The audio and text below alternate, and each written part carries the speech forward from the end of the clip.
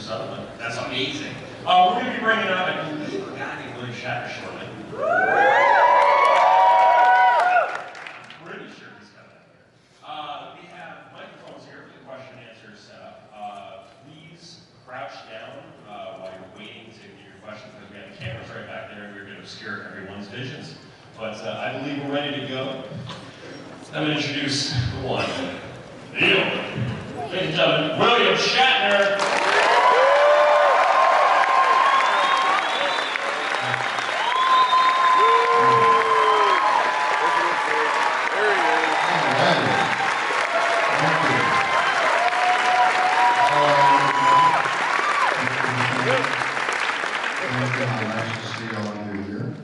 I'm so pleased to be at, where am I?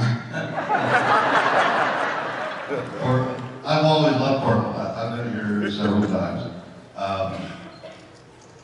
One of the times that was very meaningful.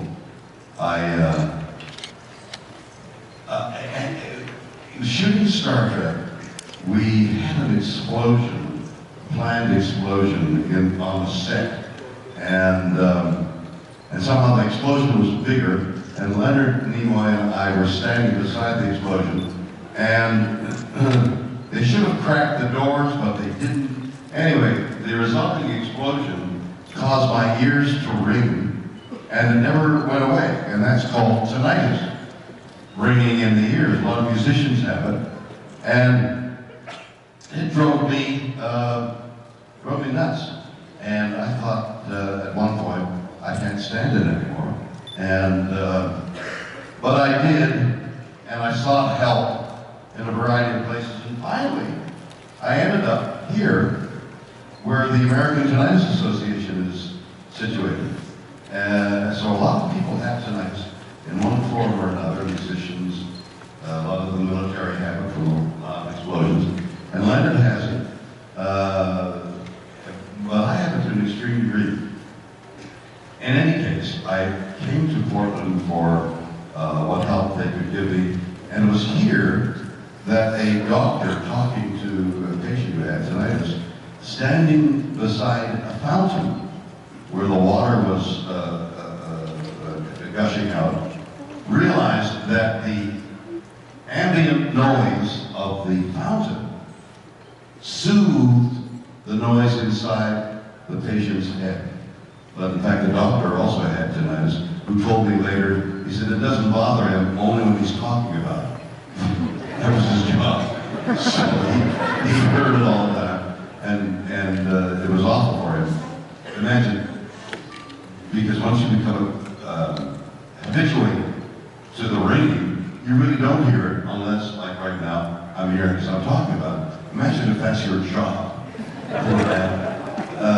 So it was here that with earphones on, that the technicians tried to find the sequence of sound that's inside my head, what the timbre is, and how loud it is, and what the quality of sound, and they did reach it. And the moment they hit it, like it was like a tuning fork, and I burst into tears because somebody had reached inside my head to understand, essentially, what it was I was hearing. And from that moment on, you don't get better on it, but you become habituated to the point where you accept the fact that there's a ringing in your ears, but it's not going to kill you.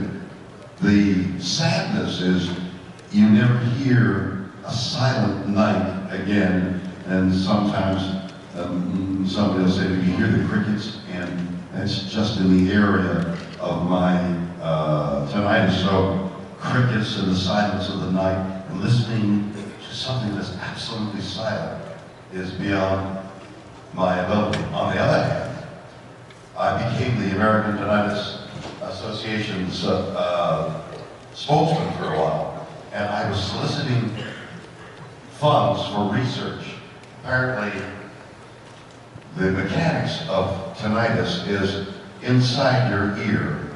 There are grass-like hairs called cilia, and the variation in ear pressure from your eardrums moves the cilia like grass. And those hairs are tied to nerves which go to your brain. And when you're born, you have what they've begun to call a code of silence. Like when you see things when you're baby, you see things upside down, but your brain rearranges it. So your brain now recognizes a code of silence.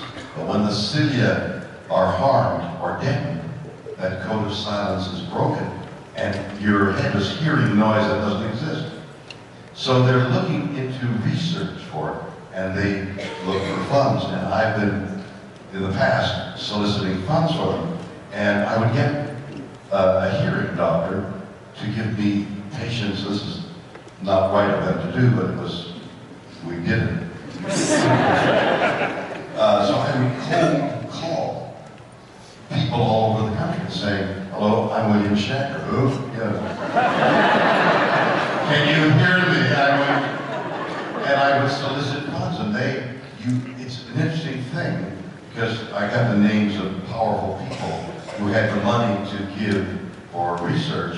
So these are arrogant people who made a success of it, and the moment you talk about tinnitus, suddenly this guy is saying, what, I can't, tinnitus, and suddenly the voice changes, because this is the bottom of their life. And they say, yes, no, I hear it all the time, I don't know what to do. Well, we're trying to do research, and you could contribute funds. So I said this to a guy, I said, yes, no, I'm going to sell some stock, call me next week, I'll give you $50,000. Following week, I called, and his wife answered, and he had committed suicide because of the sound. In that time, I've talked down people who've been hysterical with fear and with anxiety, as I was, because they think the sound will never go away. It doesn't, but you become used to it. And I've talked people down from suicide who have felt so badly about their tinnitus, and I present myself as an example of someone who felt that way, but acquired habituation. This water thing that the doctor discovered, he then made what looked like hearing aids, but it caused white sound.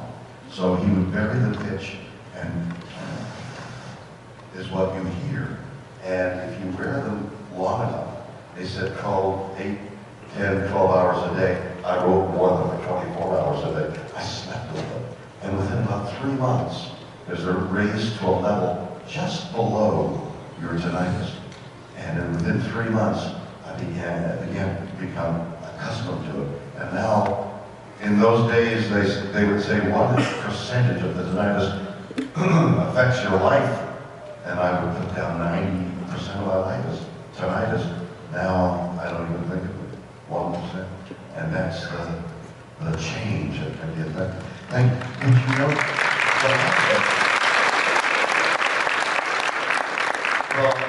the lesson really is that we human beings become habituated to anything.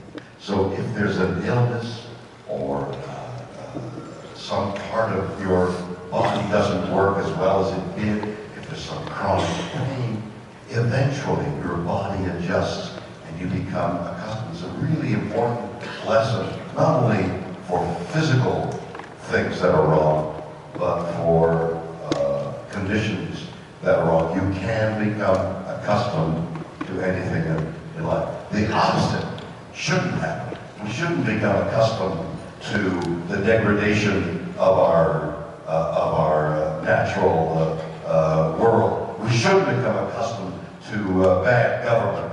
We've got to be careful that habituation doesn't work against us. But in this case, of tinnitus, it works for us. I just thought I'd talk about that for a second. Thank you.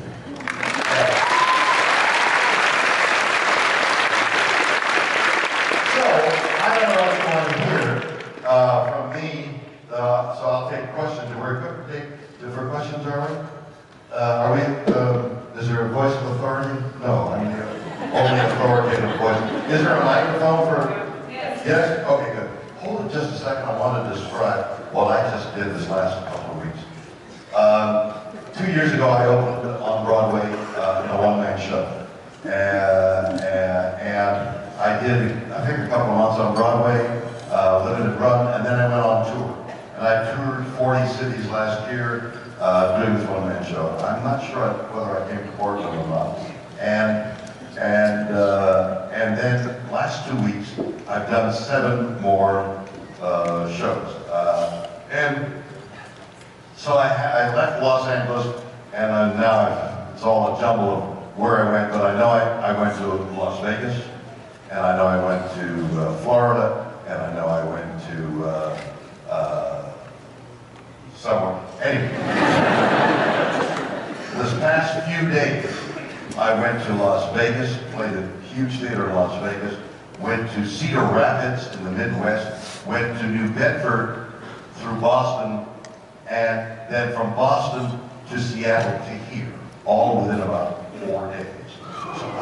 And when I looked at the schedule, I thought, there's no way I'm going to make it to Portland. So all the storms in the midwinter, and all those short flights to Chicago to Cedar Rapids to Chicago to Boston. I didn't miss a minute. I arrived yesterday right on time. It was guidance. There was something going on because the storms hit last week. The storms are there now. I was in Texas last week. Beautiful weather. There's snowed under this week. So I've been lucky and got here by a miracle. So I'm so grateful to be here.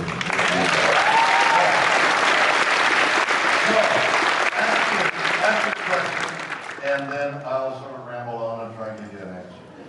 I'm getting married in You're what? getting married in the You're newly married? No, getting married. You're getting married? Yes. Okay, you want me to advise you? I wanted to know your best marriage advice. My best marriage advice. Stop!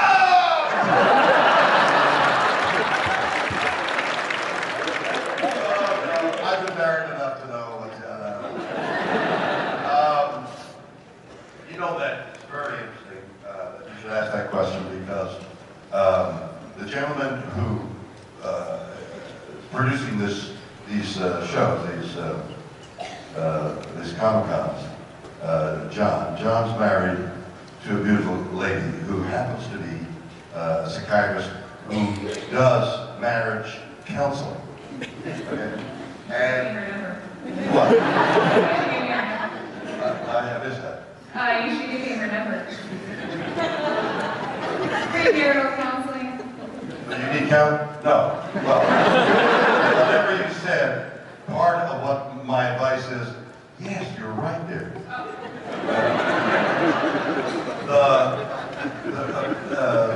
The things you gotta watch out for, she was saying, as a marriage counselor, is disrespect. And I think there are 3 others, 4 things that she was mentioning. But I think it all comes from that central one, which is you disrespect your partner. Nah, you don't know what you're talking about. How many times? Yeah, I mean, sit down. Don't do that. Respect what your partner says, even if it makes no sense at all. I mean, be careful about this.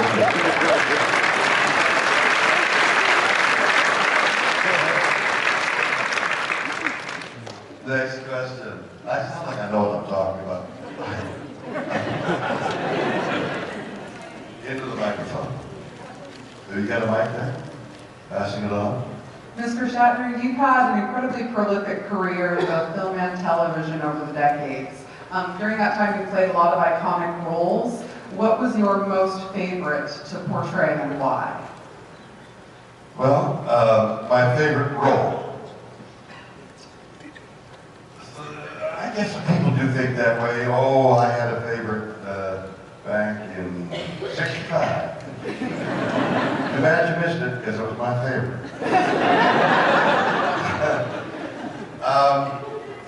You know, an actor brings themselves to the role. And some actors, we call it phone it in. They just say the words. Some other actors wish to encompass, no matter what it is, encompass the whole thing.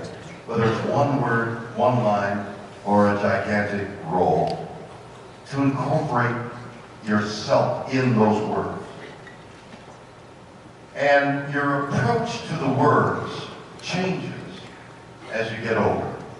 You bring more experience, you bring your changes. Entropy. Everything is changing all the time. You don't realize it, but since you've asked that question, you've changed. And from youth to age, you're changing. And that change is what you bring to those roles. So what you might do with something when you're 20 is not something you would do when you're 50. But at that moment that you're doing it, you're encompassing it all. That's a long-winded way of saying everything I did was my favorite at the moment.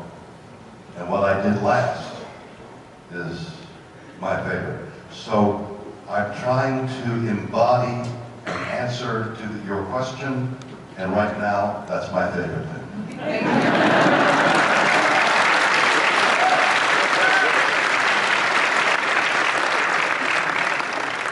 Holy cats, what a guy.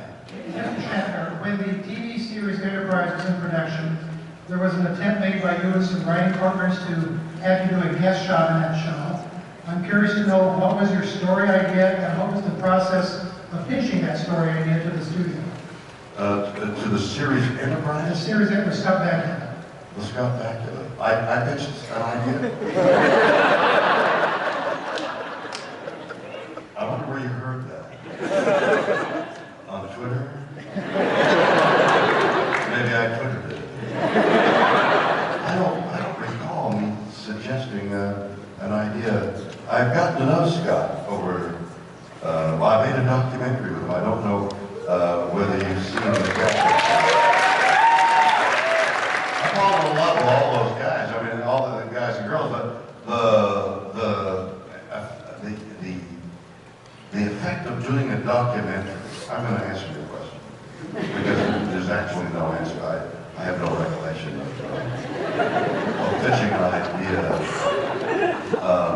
I did, but I'll tell you what, don't let me forget, I did pitch something, I've got a pitch in mind, don't let me forget the addendum to this monologue I'm about to begin. I've been doing documentaries, so I started with the captains, I think, and then I've done 10 documentaries, mostly in the science fiction area, and found some fascinating things, and found that doing a documentary, the likes of which I've been doing, is like writing a story, a detective story, where you have to go and find the facts. And as you find the facts, it alters what you said before, only in this case it's against the policeman who would go back to the witness. I sort of can't go back. So I'm stuck knowing more now than I did yesterday, but I can't go back. So I found that exploring each one of these captains the way I did in conversation, sort of asking them about their life and what they loved and what they liked and what they hated and what they did and what they wanted and what effects were on them, what affected their lives, because I was their patron and because they knew I was not there to disparage them or to make fun of them or to harm them in any way. I was there just to explore. They explored with me and they engaged me in conversation. So I got to know them. I got to know the actors of Star Trek better than, I made friends with them within days. They became some of my best buddies. And so Scott Bakula, I feel the same way. He comes up to my house for football and things like that. It's great. So I do not recollect pitching anything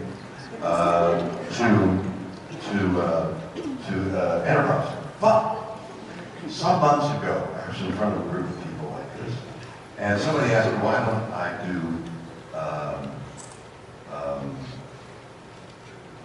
the half-hour comedy, the Big Bang Theory. So I said, well, half-hour series, I don't do that.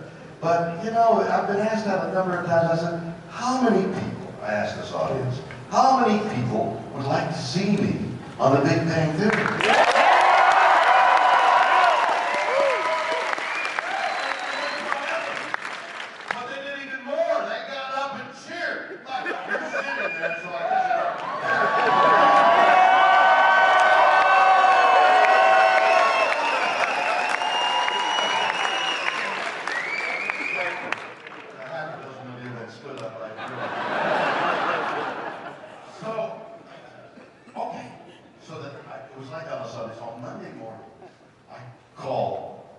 Executive office of the Big Bang Theory.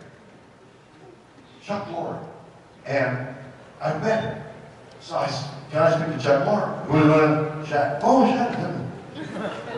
There's a lot of waiting around, scurrying. I hear footsteps and laughter. And Chuck Lorre comes up. He says, yeah, Bill Shatner. Oh, hey, Bill. I said, I just stood in front of an audience. And they stood up and cheered because I said, would you like to sit? So Chuck, do you want to write a story for me? He said, oh my God, I'll put the phone down and I'm going into the writer's room. Right now. Fantastic. Write a good story. Because, what's his name, the comic, won an Emmy, was a guest. Was it? Bob Newhart. Bob Newhart. So Bob Newhart, apparently, I didn't see it. Did you guys see it? Yes. Was it wonderful? Yes. So I said, yeah,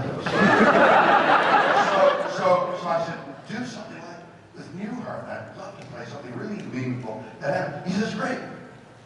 So 2-3 months go by. I'm wondering, what happened to Chuck Lorre? He calls. He says, we got something. You come on. You're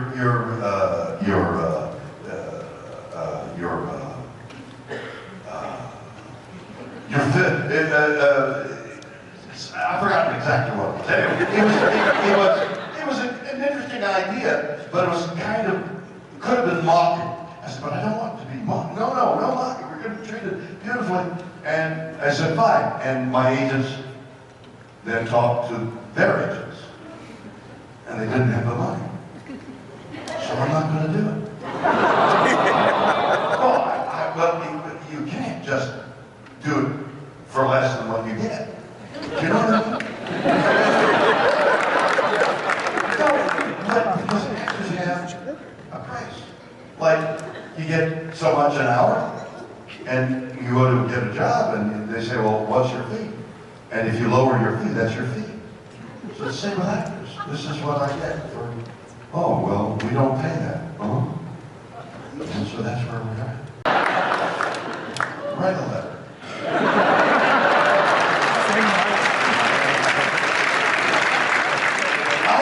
I never saw Big Bang Theory until it looked like I was going to be on it.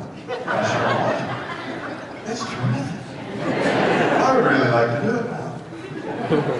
Got it. Kickstarter. You do. Oh. Sign language. What do you do with your hands up here? Oh, you got a camera. Are you filming it? Are you filming the audience? I'll bet you turn it this way every so often.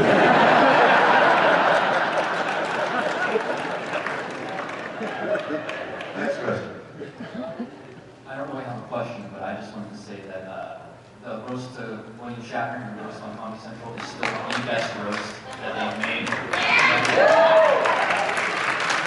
Well, I couldn't quite understand what you said, but I'm so glad everybody applauded. Because it must be positive, right? Nothing harmful there? What did you say? all right, so your roast on Comedy Central, Oh, celebrity roast. your celebrity roast on Comedy Central was the best Comedy Central has produced so far, and your response at the end that you don't care what anybody thinks because you're William Shatner, is Star Trek changed the world. We're all thankful for doing this.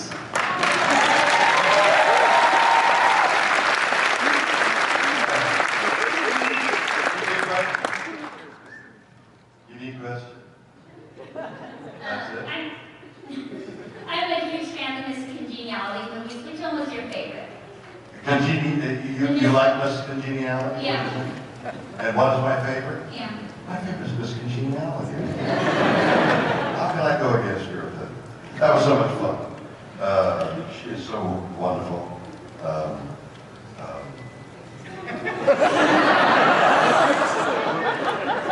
Sandra Bullock's the one.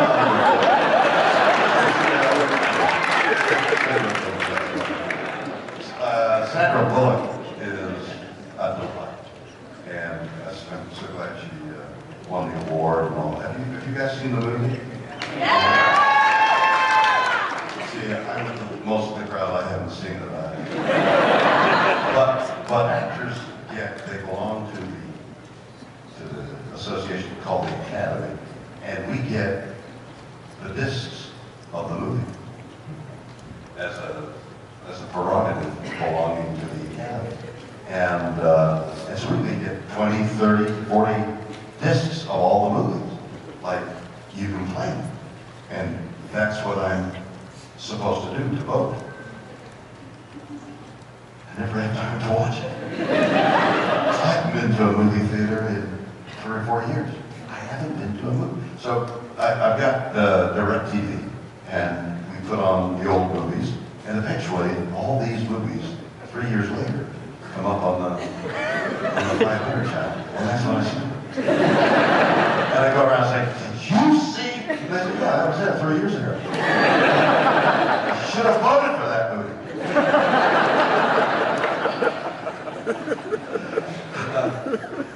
I'm just busy, I guess, trying to get on the big thing. Thank you so much for coming to Portland, by the way, in your busy schedule.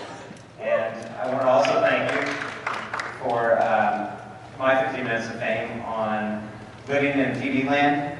You told me to get a life. And since then... What are you doing here?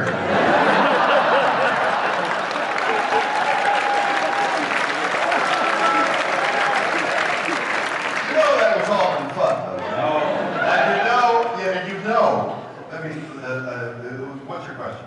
Before I answer it, before you ask it. And my wife loved it, so. What? She hit her head, but she still loved it. Okay. But my question was, I heard there was talks with Abrams to get you in the last Star Trek. Oh, yeah. That. You couldn't meet my price. Yeah. He said, please, be in it, Bill. I said, no, you can't pay my price. No, what are you going to do with old Captain Kirk? I don't know. But Get a Life. Get a Life, which was a sketch some years ago, and a lot of people responded with laughter, and it was meant to be a laugh. So I wrote a book on why you guys are here, and I did a lot of research on it, and I would go around in a mask, you know, and get a voice, say, hey, what are you doing here? They say, is that you, Shatner? So I did research on why people come to these Comic-Cons, these conventions, Star Trek conventions, whatever. And I met all kinds of wonderful, interesting people. Like what comes to mind is a young man who was so shy that he couldn't carry on a conversation. But he had a cat that he dressed up as Captain Kirk. When he had a cat in his hand, he was the most social, verbal person you could imagine. Without the cat, it was amazing. I met a lady who had multiple personalities. Every single one of them was Star Trek. So, the conclusion I came to in my book was that you all come to see each other, old friends. Hey, look who's here, I'm seeing you again. And it's a really neat social thing that happened. That was the conclusion of the book. So when I was doing, as I'm doing my documentaries,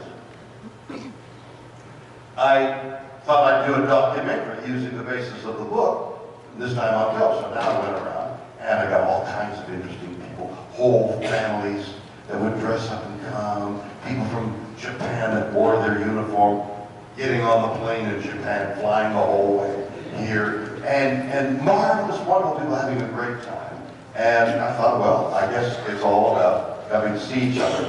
When all of a sudden, I landed into a whole theory that absolutely makes sense. And that is, there's a mythological thing that's going on here. Science fiction is providing a mythology for us as a possible explanation of what's going on out there, because nobody knows. So, do aliens exist, and what do they look like, and how do they fly, and do they come here? How would we react if we saw, and all the science fiction mysteries and marvelous imaginations. So we're part of a mythology, and part of being here is part of the ritual of the mythology, getting the pictures and signing the autographs and coming in costume. It's all part of a group of people indulging in a ritual that is mythological. So we're all having fun at the same time, if you let your mind explore the science fiction universe. It offers all kinds of magic and mysterious pleasures. Thank you very much, everybody.